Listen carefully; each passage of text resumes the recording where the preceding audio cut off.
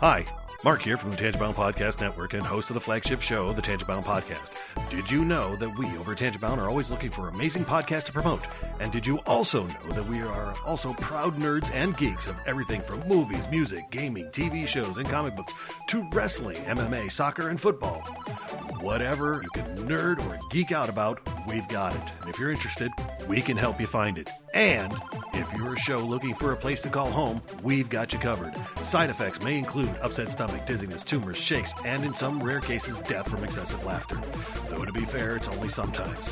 Other side effects may include diarrhea, gallstones, heart palpitations, and strong desire for cookies on the dark side. Talk to your doctor and visit TangiboundNetwork.com and see if Tangibound Network is right for you.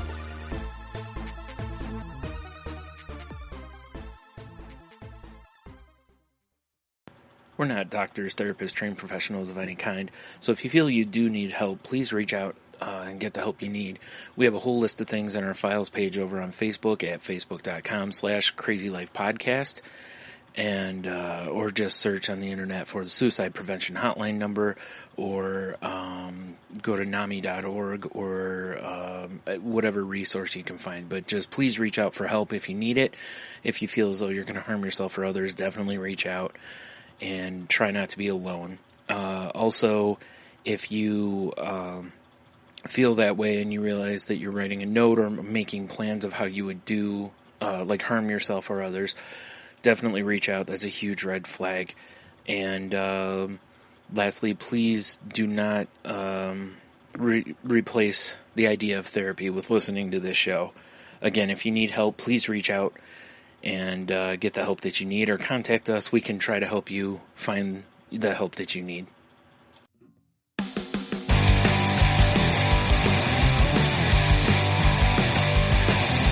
Life sucks to the last drop.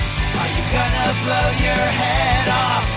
Take good aim and don't forget to duck. Life sucks every Monday and all the way to Sunday, but I wouldn't have it any other way. I don't care how you're doing, what's up or how's it hanging. I'd like to buy this world one last drink. Life sucks all of the time, stick it up your sunshine, and then you'll see the clouds every day. And then you'll see the clouds every day. And then you'll see the clouds every day.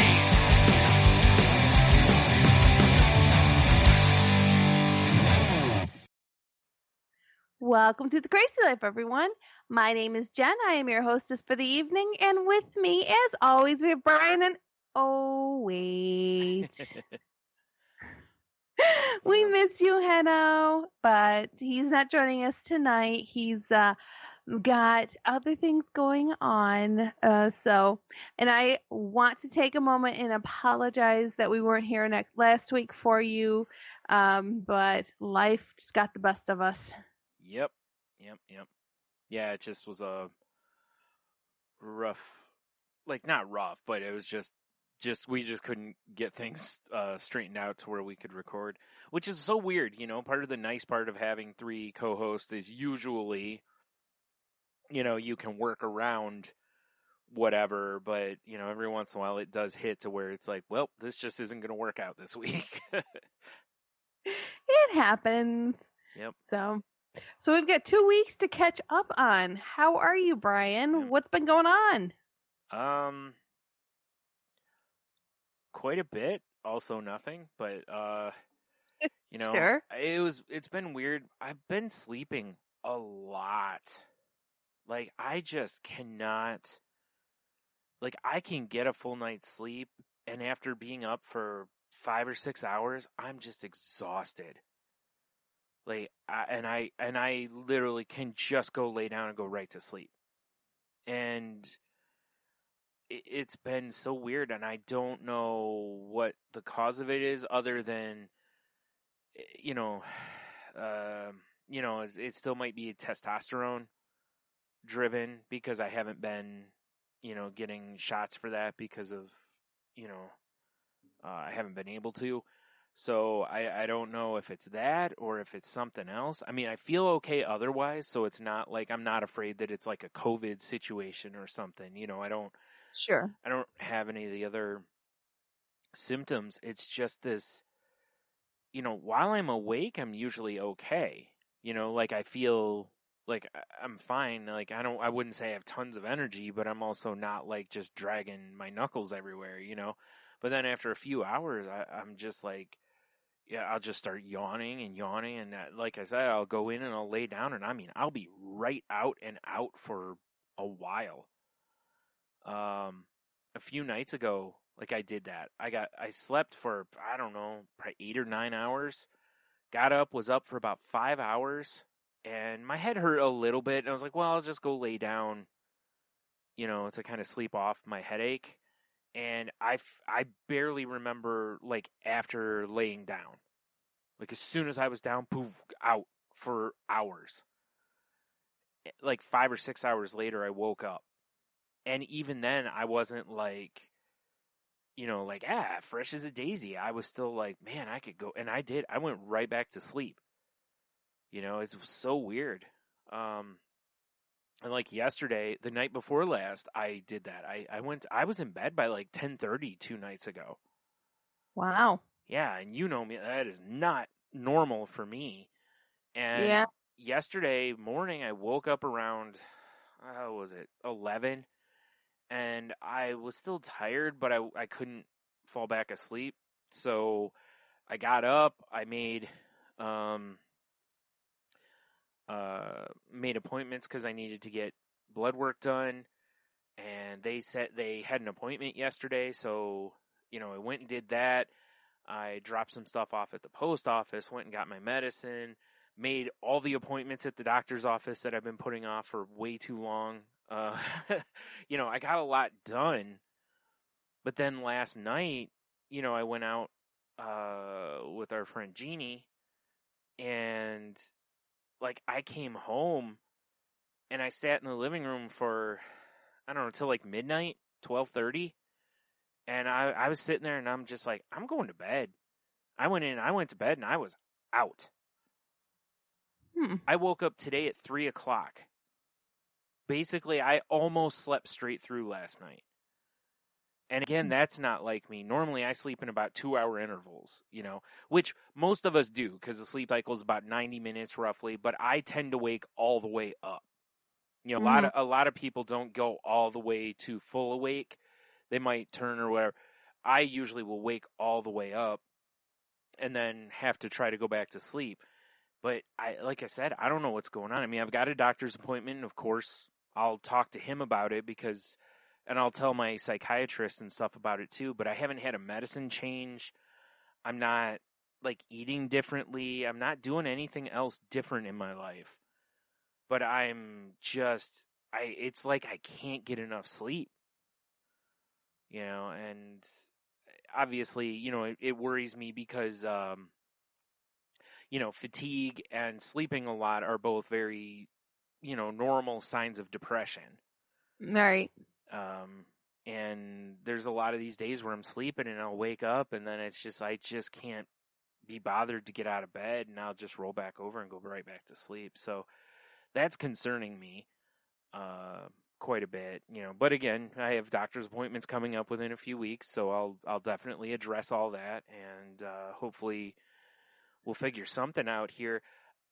Hopefully, like Tuesday, I go see the doctor that I was getting the testosterone from, and if my blood work comes back good, I can start that again. I'm sure that'll make a difference. Right.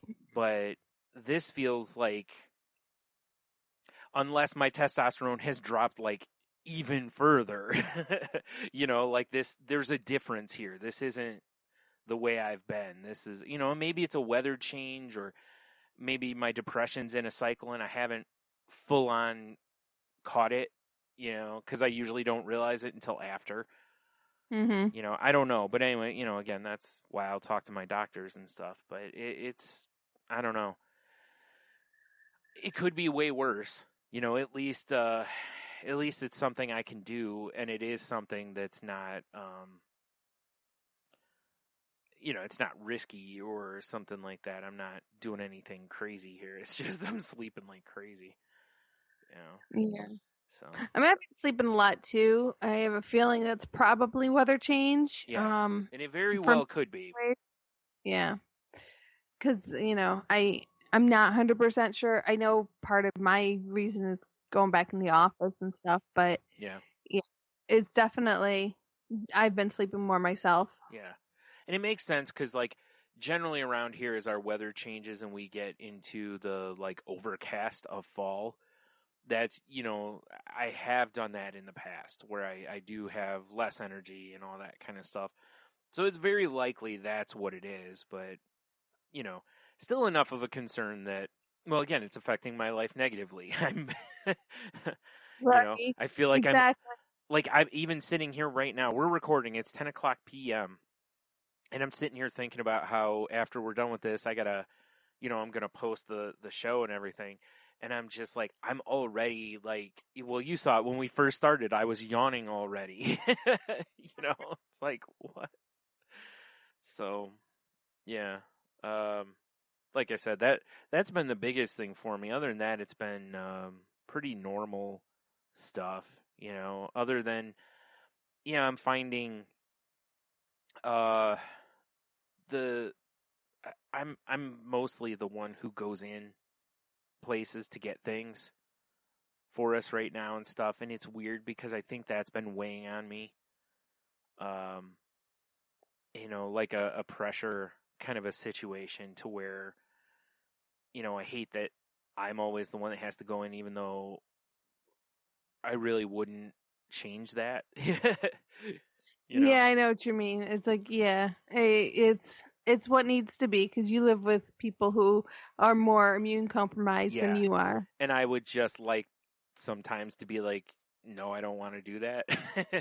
But I also, it's kind of like, well, it's got to be done. And, so, and it isn't that I mind. It's just, like I said, it's just from the pressure of just how things are right now.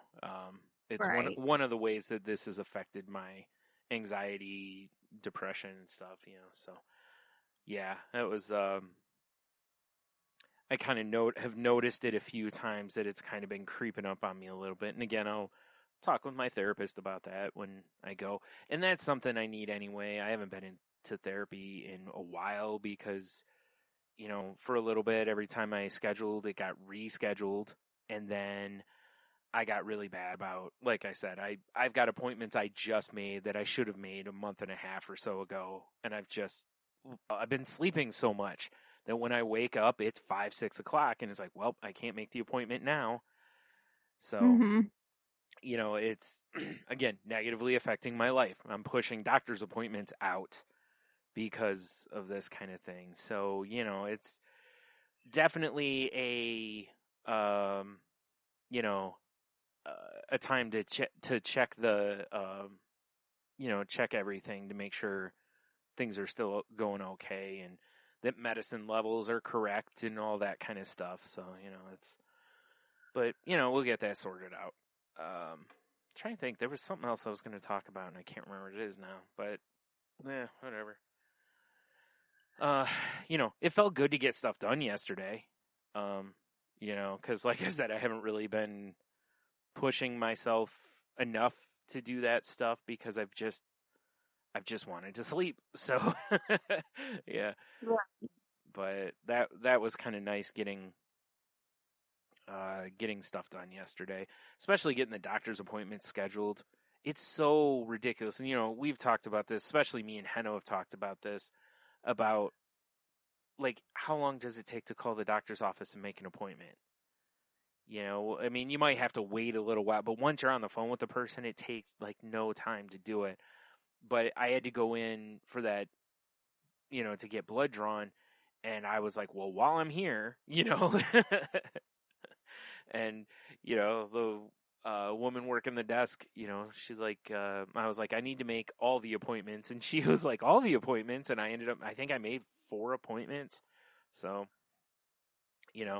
scheduled with my doctor, my psychologist, my psychiatrist, and scheduled for a flu shot. So, I did all of that while I was there.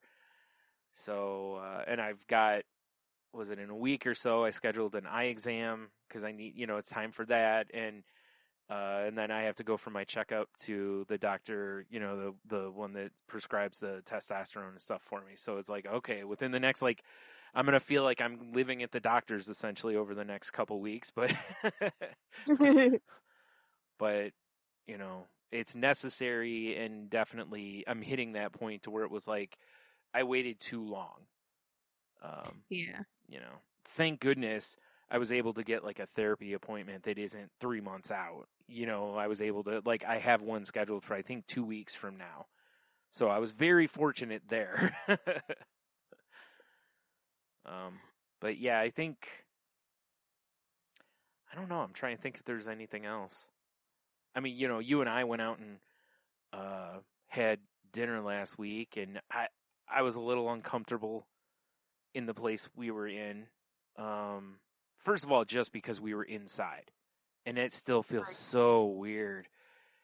And it was spaced pretty well, but it was also not the way I feel like it should have been done. It was weird to me. But it was, it was fine.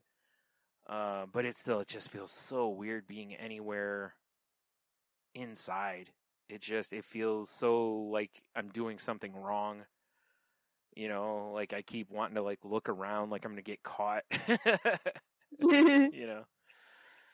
But it's a lot of it I know is just my anxiety. Not that there isn't a threat. There's obviously a threat. But a lot of it is just my fear. I don't even want to call it anxiety. It's my fear, and the way that my brain works with stuff is fear first. And it's hard for me to push into that, especially when there is logistically something to be afraid of now. This isn't just a normal, my brain going, maybe you shouldn't, There actually is a danger, So again, I think I'm seeing some of these things kind of manifest, and I think part of it's because I haven't been going to therapy.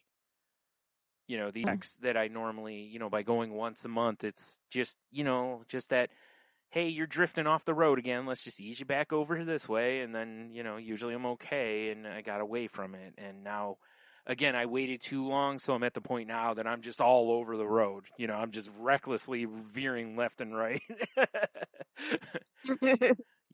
So overcorrecting left and right. Yeah, all the basically. way. So now it's like, okay, it's time to pump the brakes and get control again here. So Sure. yeah.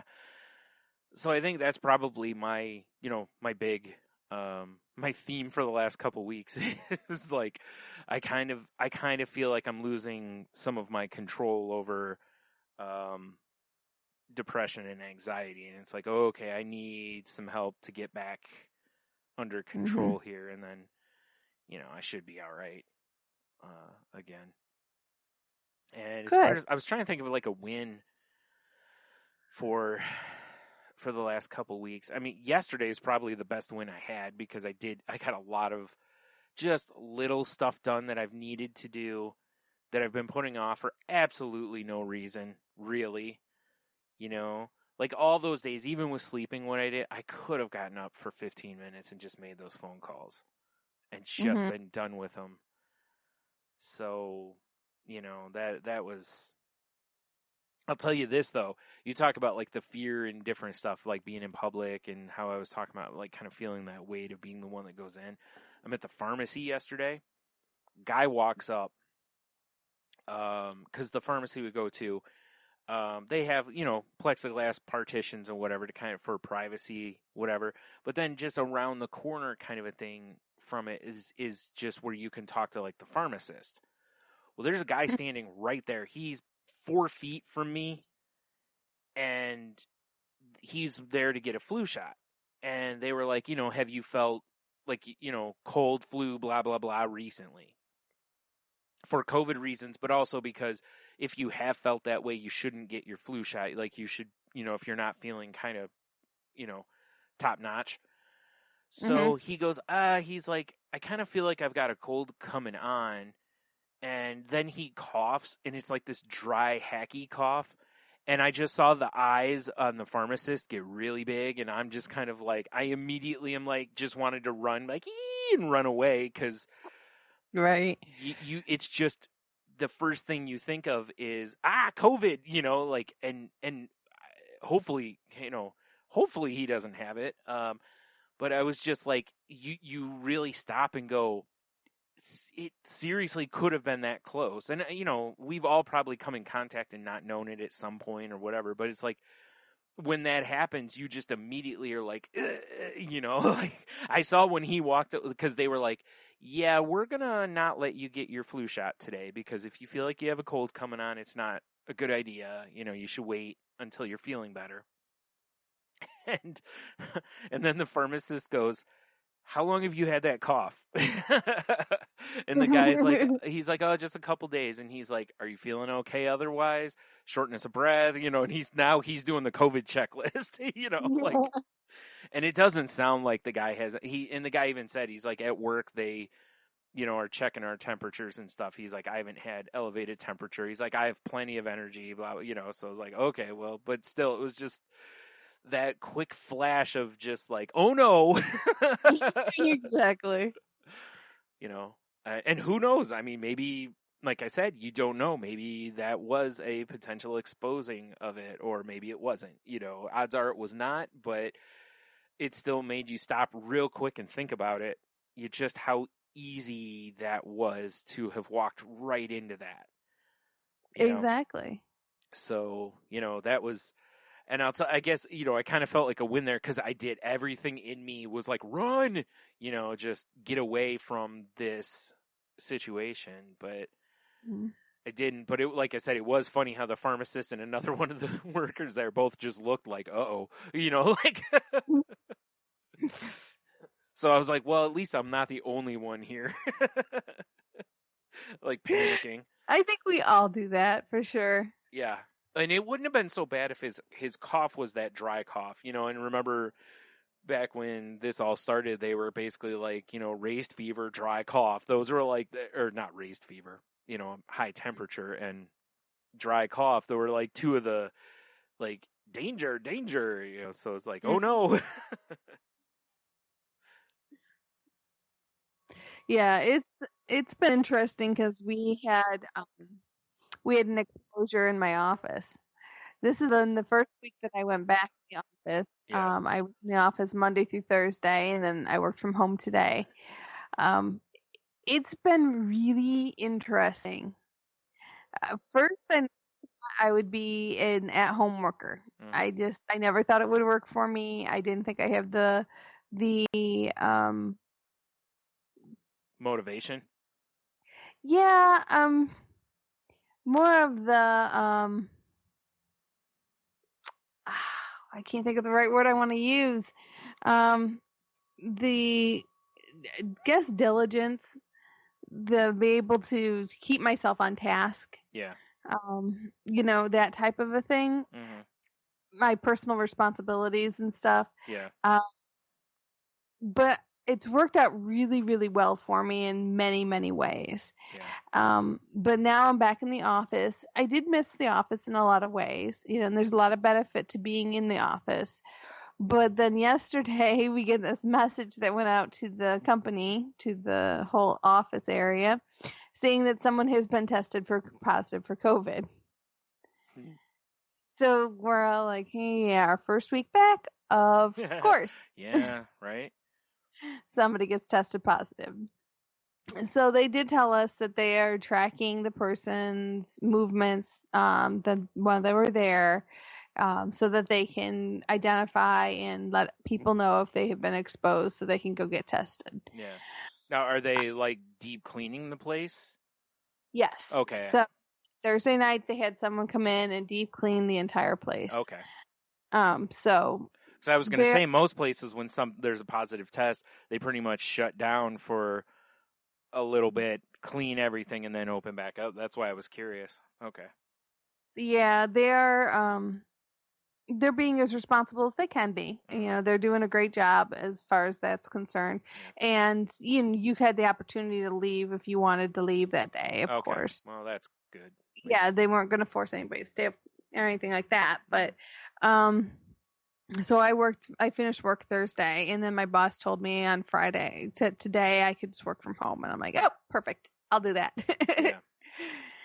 So I don't know. I'm still kind of working through things, trying to figure out where my issues are, whether it's my anxiety and my mental health that's clinging to working from home because it's comfortable. It's my home. I don't have to leave. I can stay put and be very happy in my own little bubble, which is not necessarily a good thing. As wonderful as it is, it's good for me to go outside my bubble and to kind of force me to interact with people and interact with the world.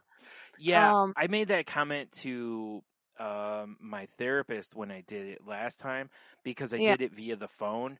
And I told her, I was like, one of the reasons, like, this time they asked me if I wanted to do it in office or at home. And I'm like, well, I'd really rather come to the office if possible, if that's okay, because that it forces me out of, it puts me in a safe space, neutral space, whatever. It's just, it puts me in a different mindset.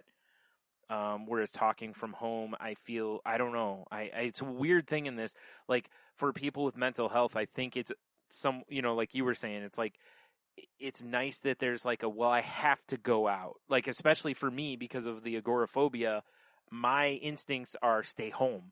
So, it's like, no, I need to go out. I need to make myself go out occasionally. And having appointments is part of that. So it's like when all my appointments were like, oh, you can do it via phone. I'm like, no, I don't want to. But also I get it because safer. But I was like, I don't want to. I want that getting out of the house thing because that's good for me. Exactly. So it's a double-edged sword. So Yeah. I'm still kind of working through things, trying to figure out where I stand with everything and why I feel the way that I'm feeling. Yeah. So I'm working through it. But it's interesting for sure. The whole difference. I will say I forgot how horribly draining the overhead lights are. Yeah. Those fluorescent lights just kill you. Oh my gosh. I had no idea until I worked from home for 6 months and then turned around and went back in the office and I'm like, oh, it's so tiring. And by the time you get home, so you drive to work, you spend 9 hours there, you drive home from work, you get home, you don't want to do anything. Yeah. Absolutely nothing. And I thought it was always this work that was causing it. But when I work from home, I'm not that way. When I work from home, I log off and I'm raring to go. Yeah.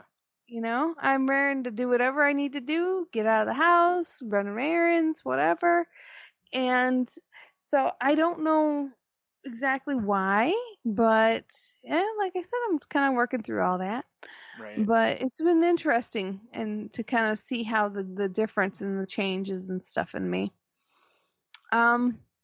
Yeah, so since we spoke in last, I was on vacation. I took a week and I went down to Florida to visit my mom. Kind of bittersweet because this is my last time going down there. She is selling the house down there and she's moving up north to be with me and the family, which I'm absolutely thrilled about. My mom's one of my best friends, so I'm super, super excited that I'm going to be able to have her nearby and go shopping with, go to dinner with, have her for holidays. So it's going to be absolutely wonderful having her up north. But yeah, bittersweet because that's kind of been my vacation home for the last 15 years and my go-to place, and lots of memories down there for sure.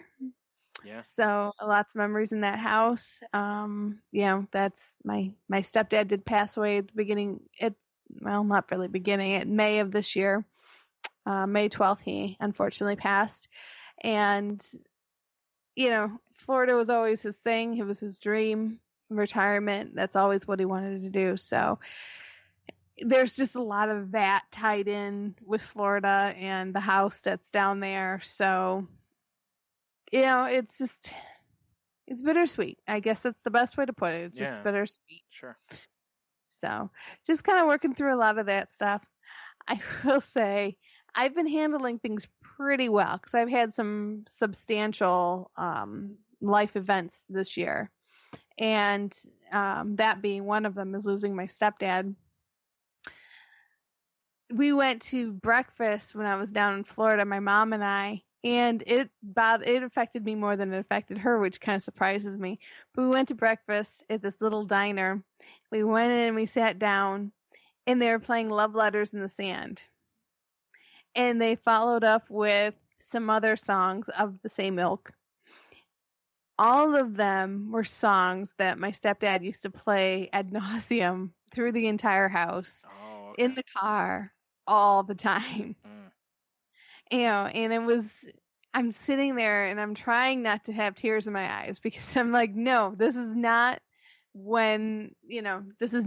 it's appropriate but not appropriate. It's like, this is not the time I want to get emotional. Yeah. So as I'm sitting there eating my breakfast and talking with mom and stuff, and this music's playing, and I'm like, oh Lord. So I'm trying to hold it together, trying to put it out of my mind, not think about it, not focus on the music, just focus on the food, focus on the company. Yeah. And stuff. And I told her, I said, this music's killing me. And she's like, what? And I told her why. And she's like, oh yeah. And I said, yeah. And it's one of my ingrained memories about my stepdad is that music all the time. He loved that music. Right.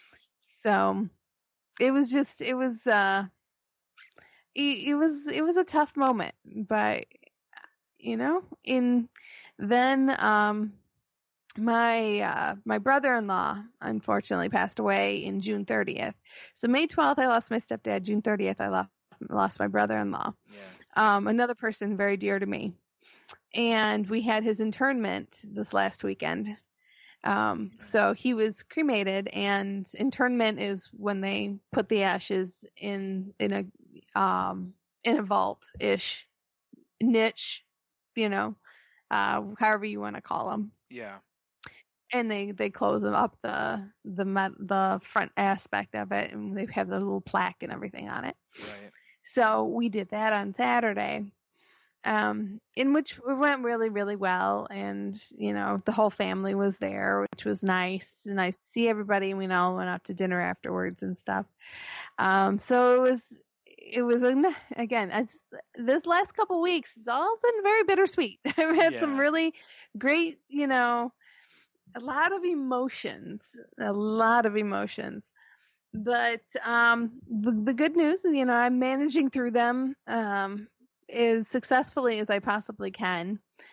Tears, yes, for sure. There's been tears. There's been smiles, but that's okay. They're all reasonably appropriate. I'm still going to be me, and I still want to feel things and feel emotions and have my ups and downs. I have been taking my medicine religiously, which helps mitigate any extreme emotional state, either way, one way or the other. Yeah. But it is nice to know that I'm still able to cry, and I'm still able to feel, and still be able to experience those things in life that we need to all experience and we all need to process through. So, but other than that, I guess it's been a lot, but other than that, it's just been the normal stuff. And then coming up, so the next phase is looks like my mom's house is pretty much sold, so we need to get her a place up here. So I get to go house shopping with someone else's money, which is so much fun. Yeah, right. Way more fun. It's way more fun when it's someone else's money. A lot more pressure though, because I don't know if she'll be able to be up here to make the final decision. So she may be making the decision via FaceTime, but and using my opinion pretty heavily. Right. So hopefully we have the same opinion. Hopefully she likes my decisions. Yeah, right. So we'll see how that goes. But so I get to go see a house tomorrow and then a house on the 17th. So so I'm gonna be doing that. So that'll be all sorts of fun. Yeah.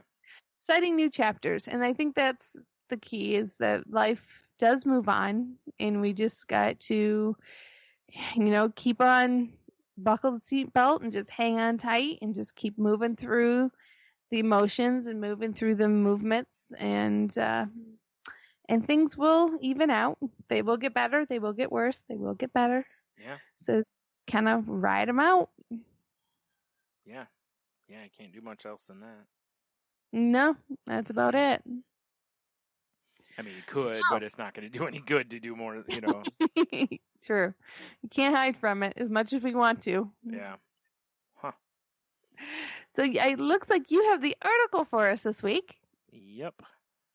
Sure do. I just got to pull it back up here because I was looking at something else. Yeah, I saw this on an Instagram post, and this is from the account. It's at Real Depression Project, and their website is thedepressionproject.com. And they post a bunch of different things where they'll have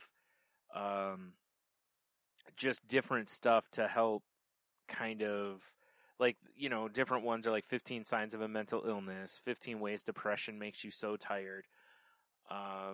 Things like that I think are just good little snippets of information. And the one I'm using today is, it says 10 reasons someone may break down over something small. Because so many people, it seems like something small happened and then just like they shatter. And a lot of people kind of see that as like they're being weak or whatever, and they don't realize what's potentially going on in, someone's head at that moment. So the things they have listed here are, the first one is they're in survival mode. Which, like right now especially, I think you could see this one a lot, because a lot of people are just trying to figure out how to exist and move forward in things, especially if it's someone, like I mentioned earlier, where I have anxiety and I have agoraphobia, so it's a situation where my brain's like, yeah, stay home, but also I need to go out because we need things and whatever, so it's a constant fight there. Number 2 is their past trauma has been triggered, which I've experienced that with people before, and it's amazing how things that seem very innocent can trigger somebody and really put them in a bad place. With me, stuff like, it's amazing how just there's certain things that take me right back to the day I lost my dad, or the funeral, or something like that. And it's just, there's been times where stuff has caught me so off guard that I've broke down. And it's not something normally that I would have broken down over, but it's just for some reason you just, you get transported right back to that moment, and you just swell up with that emotion again.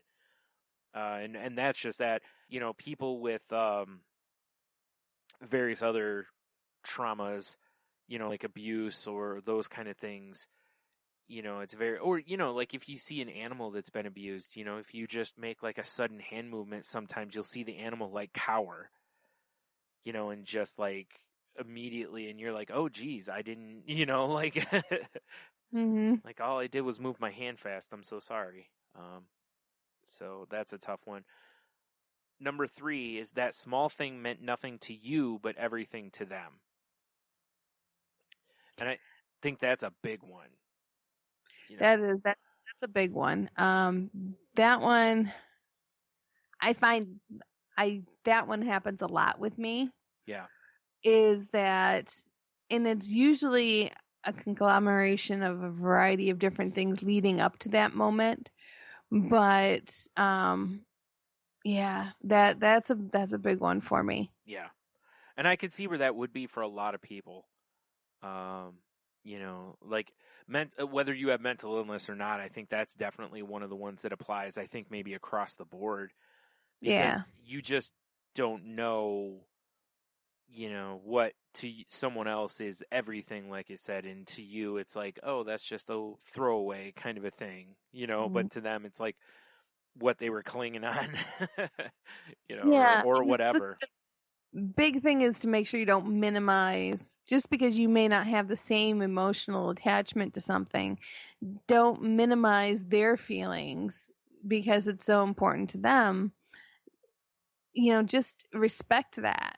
It's such a huge thing, and difficult to do sometimes, is to really understand and respect the fact that somebody feels that that powerful and that passionate about it.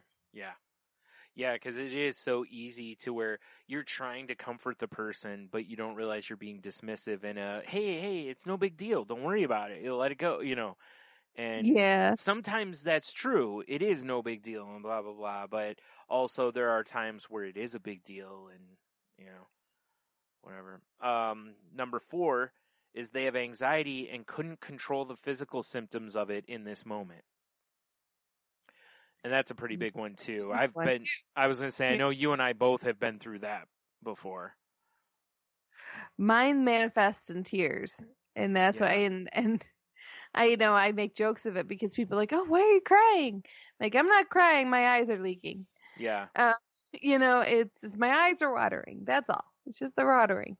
Yeah. Because I may not be having that strong of an emotional reaction, but my physical reaction is much more dramatic than what I'm feeling inside. And it's difficult to portray that to someone who doesn't have those issues. Yeah, mine shows up generally as anger in those situations, and a lot of it's because I'm going into fight or flight, so I have no tolerance for anything. But in most of the time, you're in flight mode more so in that thing, and it basically I have like no tolerance for anything that doesn't let me get to the exit or whatever I'm trying to do in that moment. But yeah, the same, like you were saying, it's one of those where you can't control it, and sometimes you kind of just lose it over again, where it would seem like, hey, it's no big deal, but why are you yelling at me? Or like your situation, why are you crying? This isn't a big deal. Is like, like you don't understand. To me right now, it's everything, and I can't control this. So, the next one is they've been mentally abused and are hypersensitive in social situations. And that's such a tough one if you don't know that they've been mentally abused, because the way people are mentally abused differs. Even though there are a lot of techniques that are similar, the words and stuff that people use sometimes are different.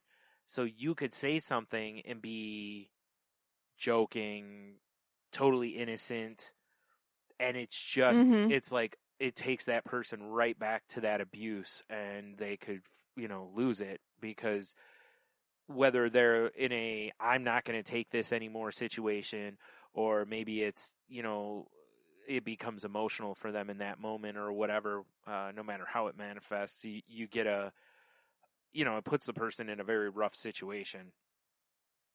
And again, you didn't necessarily mean to. If you know it and do it, that's another story, because that's a whole different list to talk about. But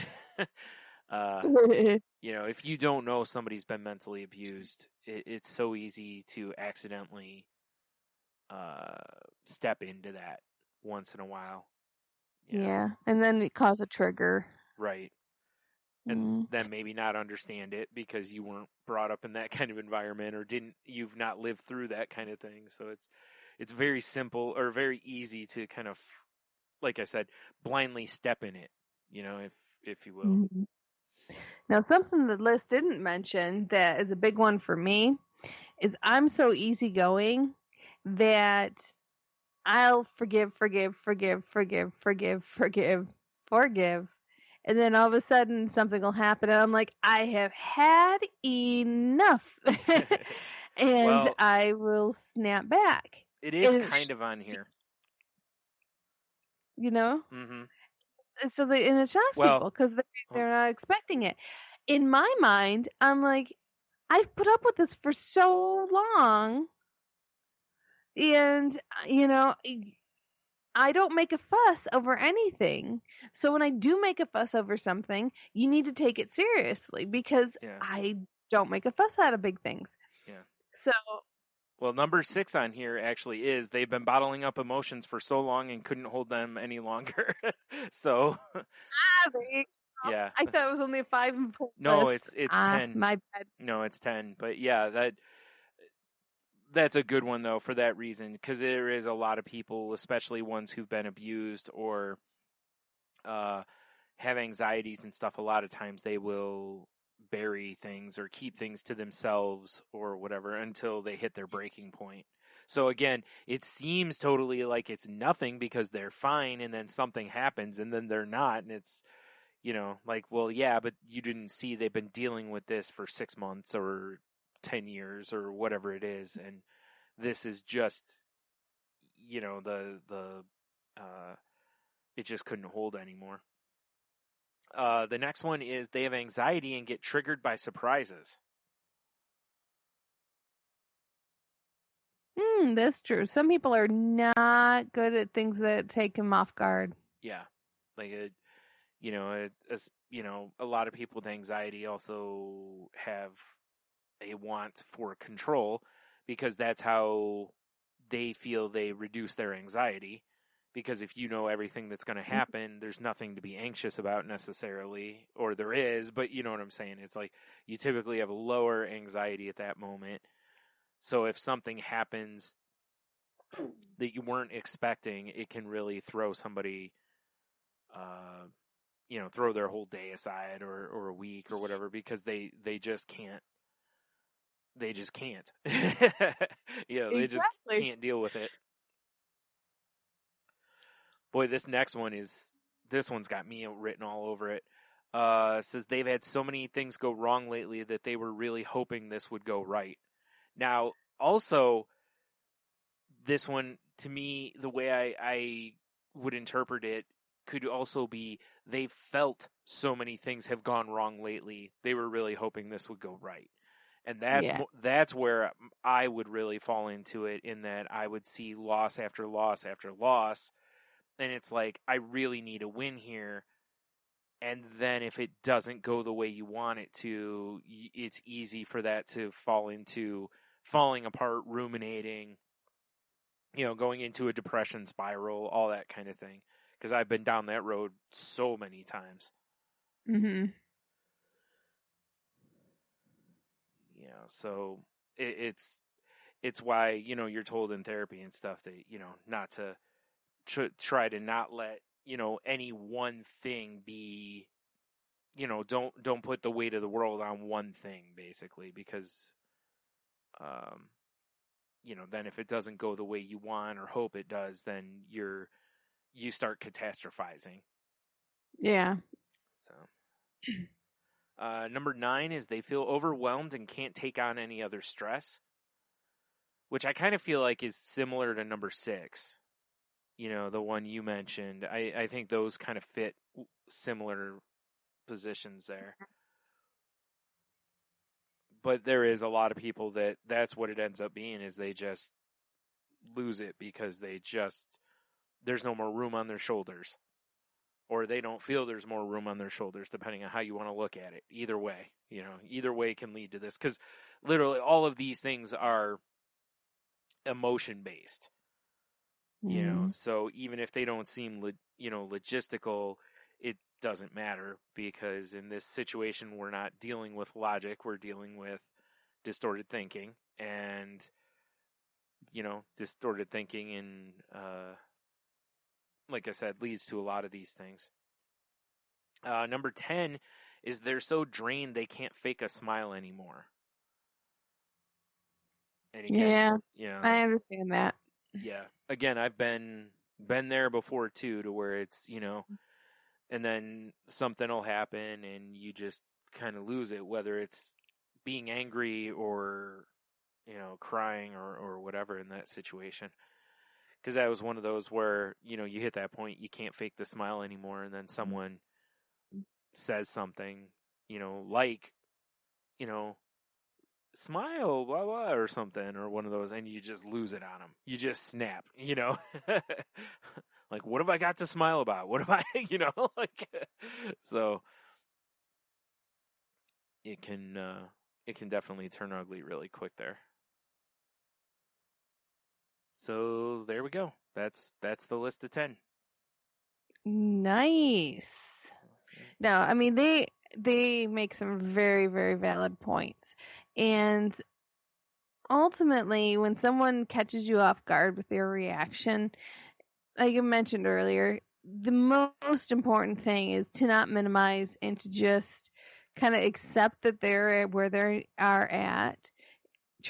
Try to understand and be compassionate and empathetic as much as you can be, where they're at and what's going on with them, and and also just kind of just accept that they're in the place that they're in and kind of work through it. Yeah, or at that point it's a good situation to where you can ask, like, if if there's something you can do to help or whatever in that scenario. Because like I said, don't approach it, and you can't really apply full on logic to it, because when people are generally in this situation, you're in full on emotion, and it's hard to leap from emotion back to logic. So sometimes once someone's kind of just in that position and they're, if they do lose it or whatever, sometimes you kind of just, it's like I mentioned on here once before a long time ago, Heno and I were talking about it, and I was like, sometimes you just got to have a temper tantrum as an adult. Sometimes you just got to throw yourself on the floor, scream and kick, and then you can get up and go, okay, now I can go back to being an adult, and everything.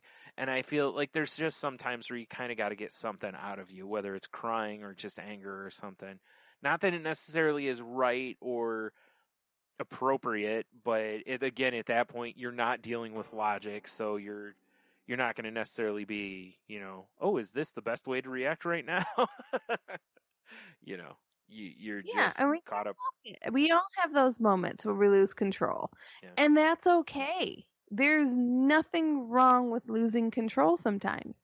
Now, you gotta make sure you rein it in, and that you're not losing your cool and losing your control and affecting others in a negative manner. But that being said, throw a temper tantrum sometimes if you need to. It's okay to plant the flag on the hill and say, this is the hill I'm dying on. Okay. That's the hill you want to die on. That's the hill you want to die on. It's okay. Yeah. And sometimes when people break down like this, it's, sometimes it's nice to just comfort them and basically just be like, if that's what you got to do, that's what you got to do in the moment. It's like I said, that's what your body's telling you need to do. And like you said, if it's not harming someone, like if they start getting really angry and trying to punch someone, that's a different story. But, sometimes things happen, you're overwhelmed and you just break down, you start crying. It's like, well, sometimes you just got to get that out, and then, sometimes you feel better afterwards. So, like I said, just try to show empathy and then ask, if there's anything you can do to help maybe in those situations, and also, maybe ask people why something is as big of a deal to them as it is. If you don't understand why, ask them. I mean, I've had that with people who've had past abuse and something has triggered them, and I'll ask them kind of like you don't have to give me details, but can you like explain why that makes you feel the way it does a little bit, and it goes a long way to help you understand and be able to, in the future, maybe try to make sure you're not, you don't trigger somebody's past traumas or something like that. Situation. Can't help it. Yeah. And learning and growing together is always a good thing. Yep. Well, that was a pretty good topic for the day. Yeah, I thought so too. Yeah. Are we good? Yeah. Awesome. All right, folks. Well, we've made it to that point of the evening, and you know what time it is. It's time that if you'd like to continue the conversation with us, you know what to do. We'd love to hear from you, your thoughts, your opinions, your everything, your questions, your whatever you want to tell us. We want to hear from you. Reach out to us. You can reach us at the crazylifepodcast.weebly.com is our website. crazylifepodcast@outlook.com is our address. If you'd like to reach me, you're more than welcome to reach out to me on Twitter. I'm at Jen's Crazy Life. That's Jen with a G. And if you'd like to hear more from me, you can always hear me on my other podcast, which is Shake the Sheets, and it's at shakethesheets.com. It's a pop culture talk podcast that I do with my co-host, Nate. So, Brian, I almost said Henno, but Henno's not with us. Brian, how can they reach you? Well, really quick, they can reach Henno at Ida Henno on Twitter or at Henno Heiter on Facebook. His other podcast can be found at MTN Pod on Twitter, or just search Moving the Needle, however you search for podcasts. And you can find me at Stunami on Twitter or at salty_language or saltylanguage.com. That's my other podcast. It's me and my best friend, and we're just, talk about pop culture or just kind of whatever. Think about that show's not safe for work, so please be careful while you're listening. We are part of the Tangent Bound Network, which can be found at tangentboundnetwork.com. Please go check out the other shows on there. And if you haven't already, please rate, review, and subscribe. We would greatly appreciate it. And yeah, I think that's... you can find us on Facebook at facebook.com/groups/crazylifepodcast. Yeah, I think that's all the links. So, as usual, I'd like to say, please reach out if you need help. There's all sorts of help out there for you. There's, websites and forums and groups and therapy and doctors and counselors and all sorts of people out there that are willing to help. You just have to ask for it. And also, please ask your friends how they're doing. Just make sure they're doing okay. Reach out to them and check in on them if you can. And then, of course, as usual, the last thing I usually say here is please exercise kindness when you can. And, just try to do as much, put as much good energy out there as you can. And lastly, if you still can and haven't, please register to vote. Absolutely. Your vote counts and your opinion matters.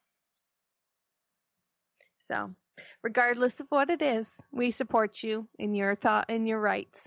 So, with that, everybody, go out there and have the best week you possibly can. And don't forget, spread the love, not the COVID, and wiggle those toes.